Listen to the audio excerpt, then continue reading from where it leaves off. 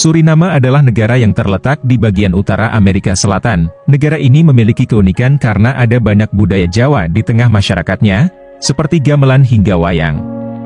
Suriname menempati wilayah dengan luas mencapai 163.820 km persegi, dengan jumlah penduduk 632.638 jiwa per 2022. Dulunya, wilayah ini merupakan sebuah koloni perkebunan Belanda. Lokasinya sebagai perkebunan Belanda ini menjadi cikal bakal keturunan Jawa ada di Suriname. Orang-orang Jawa pertama datang ke Suriname untuk bekerja sebagai buruh kontrak di Nederlandse Handelsmaatschappij atau perusahaan dagang milik Belanda di Marienburg. Pada 1890, sekitar 30.000 imigran asal Jawa yang terikat kontrak dan bebas yang tiba di Suriname. 50 tahun kemudian, pada akhir masa migrasi, orang-orang Jawa membentuk lebih dari 1/5 populasi. Oleh karena itu, mereka merupakan sebuah komunitas besar, yang harus beradaptasi dengan lingkungan sosiokultural yang berbeda. Namun pada saat yang sama, mampu tetap berhubungan dengan tanah air mereka, tulis Rosemary Hoofte, dan Harriet Minghun, penulis studi berjudul Where is Home Changing Conceptions of the Homeland in the Surinamese Javanese Diaspora.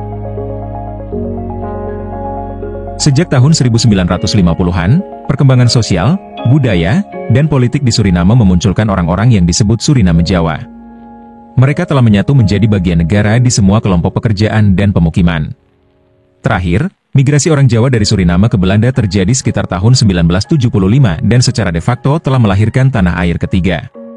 Sebagai komunitas transnasional, sekitar 100.000 orang Jawa Suriname sebagian besar mengidentifikasi diri dengan Suriname dan Belanda, tetapi hal ini tidak berarti bahwa budaya Jawa telah kehilangan maknanya.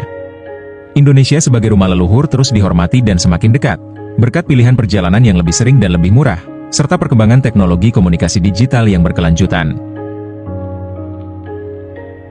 Sebagai penulis studi, Hoofte dan Minghun juga menunjukkan fakta lain bahwa kedatangan orang-orang Jawa dengan budayanya telah memperkuat identitas keberagaman etnis di Suriname.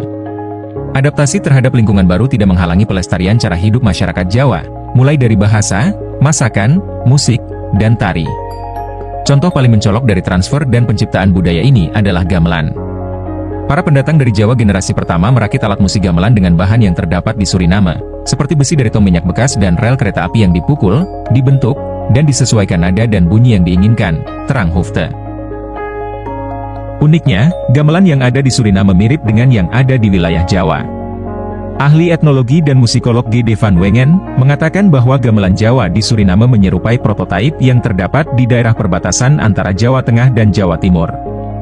Menurut peneliti, hal ini tidak mengherankan karena sejumlah besar pendatang asal Jawa di Suriname berasal dari Jawa Tengah dan Jawa Timur. Sama dengan di Indonesia, gamelan di Suriname juga digunakan selama puluhan tahun untuk mengiringi seni pertunjukan, seperti wayang kulit, wayang wong, ludruk, tari klasik, hingga jaran kepang. Bahkan ketika orang Jawa tidak kembali ke kampung halamannya, hubungan orang Jawa di Suriname dengan Jawa tetap ada, tutur peneliti. Sampai saat ini, sudah sekitar 134 tahun orang-orang Jawa tinggal di Suriname, dan terus menjaga dan mengenang warisan budayanya. Itulah sedikit sejarah tentang orang-orang Jawa yang berada di Suriname, yang kerap disebut sebagai saudara jauh Indonesia di Amerika Selatan.